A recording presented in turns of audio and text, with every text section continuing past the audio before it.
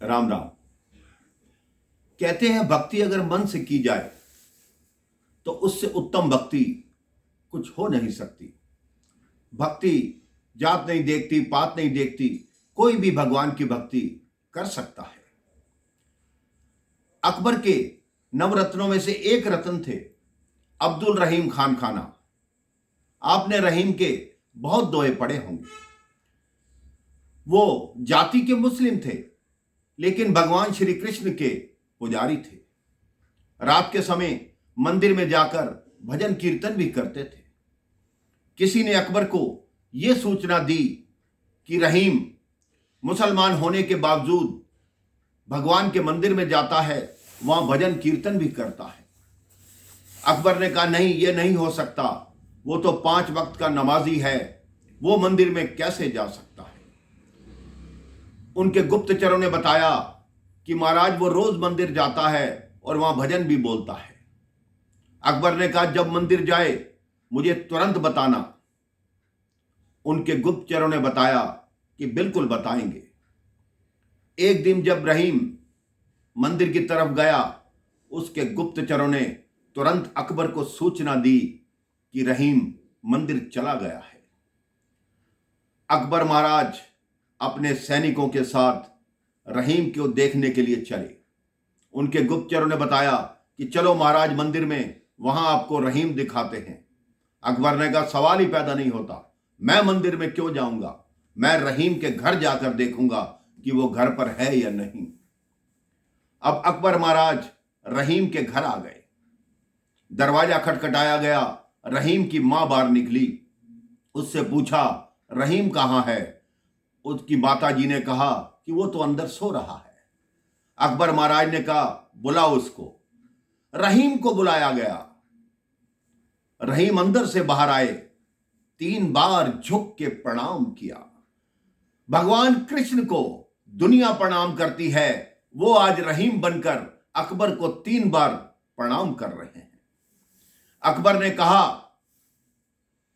कि दक्षिण की लड़ाई छिड़ गई है, चलो मेरे साथ। वो गुप्तचर हैरान थे कि अभी तो हमने देखा कि रहीम मंदिर गया है, ये रहीम घर पे कैसे हो सकता है। जब अकबर ने कहा कि दक्षिण की लड़ाई छिड़ गई है तो चलो, तब भगवान मन ही मन सोचने लगे मैंने इतना बड़ा महाभारत का युद्ध करा दिया, ये तो छोटी सी लड़ाई है, देखते हैं क्या होता है। अब रहीम अकबर जी के साथ चले।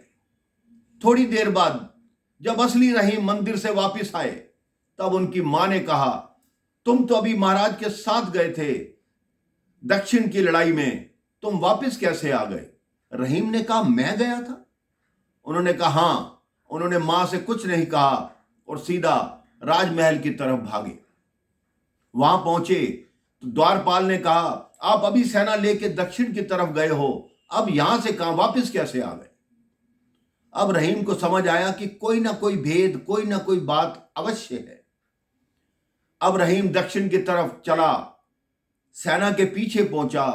सेना हैरान कि अभी रहीम आगे चल रहा था, ये पीछे कहां से आ गया। जैसे सेना को काटते हुए आगे बढ़ा तो आगे वाले रहीम जो भगवान कृष्ण बने हुए थे वो हट गए और ये रहीम दक्षिण की लड़ाई में पहुंच गया।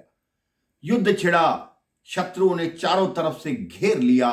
रहीम को लगा अब मैं फंसा, अब मरा, तो उन्होंने मुख से एक ही नाम लिया, गोपाला गोपाला मुरली मनोहर नंद लाला। जैसे ही ये भजन का उच्चारण किया, उसके ऊपर रथ का एक पहिया आके खड़ा हो गया। शत्रु के सारे वार बेकार हो गए। भगवान कृष्ण ने उनकी जान बचा ली और उल्टा इसके सारे हथियार हाथ में आ गए और इसने शत्रु राजा को बंदी बना लिया। शत्रु राजा ने क्षमा मांगी और यह स्वीकार किया कि मैं अकबर महाराज की दास्ता स्वीकार करने के लिए तैयार हूं। रहीम ने महाराज अकबर को संदेश भेजा कि वो राजा आपके दास्ता स्वीकार करने के लिए तैयार है। लेकिन वो राजा ये बोला कि अकबर महाराज मेरे यहां आकर भोजन करें, तब मैं मानूंगा कि मेरे से अकबर महाराज की मित्रता हुई। अकबर महाराज जी ने यह निमंत्रण स्वीकार कर लिया और रहीम को साथ लेकर उस राजा के यहां भोजन करने गए। जैसे ही भोजन करने जा रहे थे, मार्ग में एक छोटा सा बालक गाय चराता हुआ उस सड़क से निकला। उनके रथ का मार्ग रोक दिया। अकबर महाराज ने रहीम को कहा, रहीम जाओ, इस बच्चे को हटाओ और हम आगे चलें।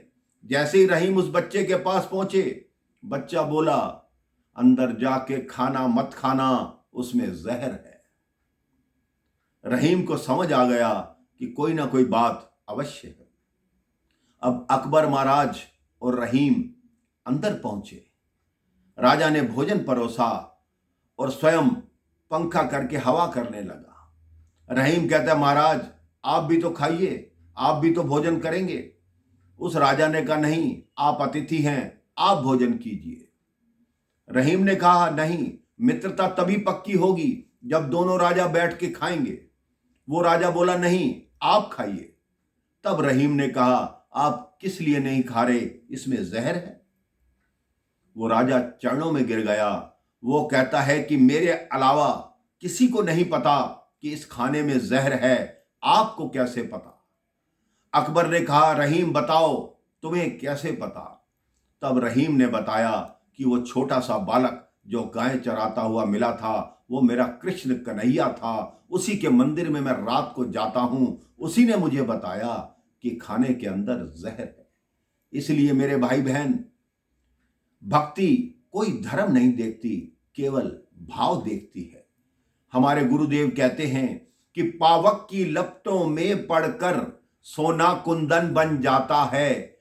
भाव शुद्ध हो तो नन्हा धागा रक्षा बंधन बन जाता है। संघर्षों की भट्टी में तप जाना छोटी बात नहीं। त्याग तपस्या से मानव माथे का चंदन बन जाता है।